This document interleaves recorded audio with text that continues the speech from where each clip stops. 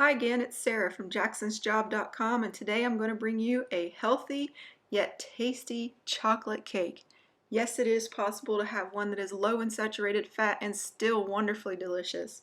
All it takes is using a few special ingredients, either buttermilk or yogurt. Let us get started by looking at the recipe ingredients. Don't bother pausing the screen. There is a link to the written recipe and full nutrition information below in the description box. This is really an easy recipe. You'll want to start off by adding in 1 teaspoon or 5 milliliters of vanilla into oil. I like to put it in the oil so it has time to seep in there and get an extra flavor boost. Next, you'll want 4 eggs or 200 grams. Beat these until they are smooth and they are runny. Once this happens, you'll want to add in 1/3 cup of oil or 80 milliliters. In the oil, remember, you have the vanilla already added. So keep stirring this, and then you'll want to add in 3/4 of a cup of sugar or 150 grams.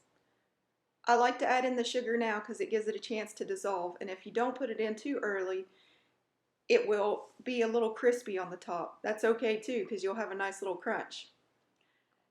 As you beat this together, you'll want to start adding in your yogurt at 2/3 of a cup or 160 milliliters. Now, if you don't have yogurt, you can use buttermilk in its place, and you can even use milk, but I really recommend using at least yogurt or buttermilk, and try to get the non-fat version so you'll have less saturated fat. And then you just want to whisk this together really quickly. You just want to get it cohesive. You don't have to spend a lot of time here. Once you get this mixed up really well, you're going to start off with your dry ingredients. So set this aside and get your flour, which is 1 cup or 150 grams, and to this add in 1/4 cup of cocoa powder or 20 grams, 1/2 teaspoon of salt or 2.5 grams, and 1 teaspoon of baking soda or 2.5 grams. And you'll want to stir this together. Cocoa powder tends to clump together, and if you don't stir it together, you'll get bits of unprocessed cocoa and it'll be bitter. It's not a good thing. You could also use a sifter, and I would really recommend it, but I am showing you how to do this as if you didn't have a sifter. I want to make this as accessible for everyone. Now you just put it in a spoonful or 2 at a time, and then you just want to whisk it together till you no longer see any lumps. You don't have to continuously put it in and then stir it until it's completely combined. You can just get it going, like you'll see here. Again, I'm just adding a couple teaspoons at a time. And I made a little bit of a mess, not a big deal. This is a very, very forgiving recipe. If you like, you can use Dutch processed cocoa, but it'll be a very mild flavor and you won't get the rich chocolate. So I highly recommend just using the cheap cocoa powder that you find in the stores. As you see, I'm sprinkling it in. Now, if I was using a sifter, I would do this in a batch of 2 or maybe 3. But again, this is so it's accessible for everyone. You also can use a blender, or you could use a mixer to put this together. Now, if you do use the blender, make sure that you only go about 45 seconds to a minute. And if you use a mixer, go on low speed around 2 minutes. You basically want to get it to where it is just combined. You don't want to overbeat this. You want to get this in the oven pretty quick because we're using baking soda instead of baking powder. Baking soda is activated by the acids in the yogurt, buttermilk, cocoa. And if you don't put it in the oven quickly, it will start to collapse on you. You can put in a 1/2 teaspoon of baking powder if you prefer and skip that chance, but then it's cheaper to just use baking soda and just work a little quickly here. And I'm not saying that you can't just sit it down and wait 10 minutes. You basically don't want to sit it down and wait 30 minutes before you put it in the oven. So get that oven preheated at 350 or 180 C at the very beginning of this recipe. As you can see, I'm done. I'm just going to switch over to a spatula to scrape down the sides to make sure that I got it all combined. And then I'm going to pour it into the pan. This is a very thin batter. If you were using yogurt here, it would be slightly thicker, but not much. It almost looks like a thick syrup. So I'm just going to pour this in, It only takes a few moments. I had to stop and adjust the paper. If you're greasing and flouring this instead of using the parchment paper, it's a lot quicker because you don't have to be as gentle. But I don't like when sometimes you grease and flour a cake, it will sometimes get a film on the outside and it won't look as pretty.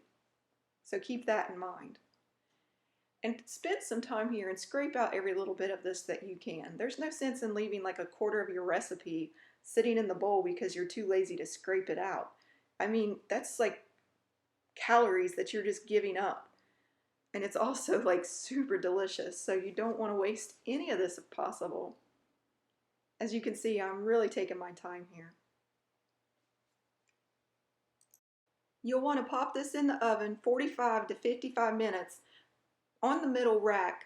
I would start checking it about 45 minutes in because chocolate can start over baking pretty quickly. Just stick a toothpick in the middle, and if it comes out clean, it's done. Pull it out and get it cooling because you do not want to overbake chocolate. You overbake chocolate, it dries it out.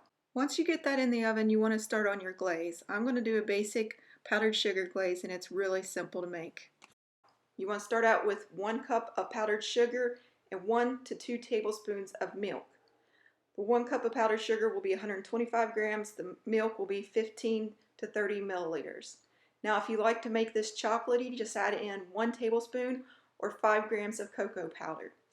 That's what I'm doing here. If you want a plain glaze, I have a recipe for that. I'll include the link below and also up here on the little eye icon. Click there. I actually prefer it without the chocolate added in, but since this is a chocolate cake and we are going to make this as pretty as possible, we're going to put the chocolate glaze on it for the recipe we're making today. As you see, it goes from hard and lumpy and it starts to get smooth really quickly. And if you can notice, I'm putting in tiny bits of milk at the time. You could put buttermilk in instead, and I think it's perfect combination. The tang of the buttermilk and the richness of the chocolate, it's very beautiful. Now you could use the glaze at this point. It would just be really thick. I like to get it to where it's about a ribbon consistency. So I'm going to add a little bit more milk in here. You'll see in just a second. And as you see, I'm putting in maybe a quarter of a teaspoon of milk here. Don't go overboard when you get to this consistency because you can go from too thick to too runny in a heartbeat. And if that happens, don't panic. All you have to do is just add in some more powdered sugar. People will tell you it's ruined. It's not ruined. Just put in some more powdered sugar. You'll have more glaze. What's wrong with that? I think that's amazing. And then I'm just putting in a little bit more because I just want to really control the consistency here. Seriously, folks, this is where you really, really want to just take it slow and easy. Just a little bit too much and you'll make it too runny. You're looking for the ribbon stage. And I'll show you what that looks like in just a moment, so don't worry. Just take your time. And again, if you put too much in, if you're too excited, it's okay, it's not the end of the world. Just put in some powdered sugar to make it consistent. And as you can see, this is what I'm looking for. See how it just ribbons off the spoon? It's perfect. Okay, now if your cake isn't ready, you'll want to cover this with plastic wrap as it starts to dry out pretty quickly. And if it does dry out, don't worry, just give it a quick stir. You might have to add in a little bit of milk to get it another pourable consistency, but that's okay. The cake's done. You want to leave it in the pan for 5 to 10 minutes before you remove it. If you don't see how it bent really well, I actually removed it a little too early, but that's okay because it'll taste the same. It's more prone to cracking when you pull it out too fast.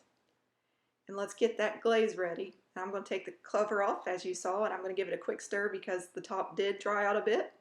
That's okay. Look, it's going to be fine. It's still pouring off really nicely. Now I just kind of just drape it on the top. I'm not going to be precise about this. This isn't a buttercream. This isn't a fondant. This is just a nice powdered sugar glaze that tops a cake, makes it look beautiful, doesn't take a lot of work, and it's just gorgeous on top of cakes like these. Covers up those nice cracks if you want them to, or you could make the cracks shine through if you made it thinner. And if you make it a thick glaze and you put it on while it's still warm like this, you'll see as it gets put on there, it starts to drip down on the sides and it's just wonderful. I think this cake is lovely as it's so super easy to make. You can have it done within about an hour, hour and 10 minutes, start to finish, including the bake time. And if you have last minute guests coming over, you throw one of these in. You can go and look for the vanilla cake recipe. I'll include a link for that below as well. You can make a vanilla and a chocolate cake and present it to guests that like both desserts. It's simply a wonderful way to learn how to bake, not a lot of stress, really easy to make by hand. You don't need any extra equipment. And look at this, guys. See it starting to drip? Isn't it beautiful? You've got to try this cake out. But first, let it cool just a little bit so that that glaze will dry. If not, it's not a big deal. It'll just be warm. It really depends on how you like your cake here. I'm going to show you what this looks like. I'm going to cut into it while it's still warm. Look at this. This is so moist. This is so delicious.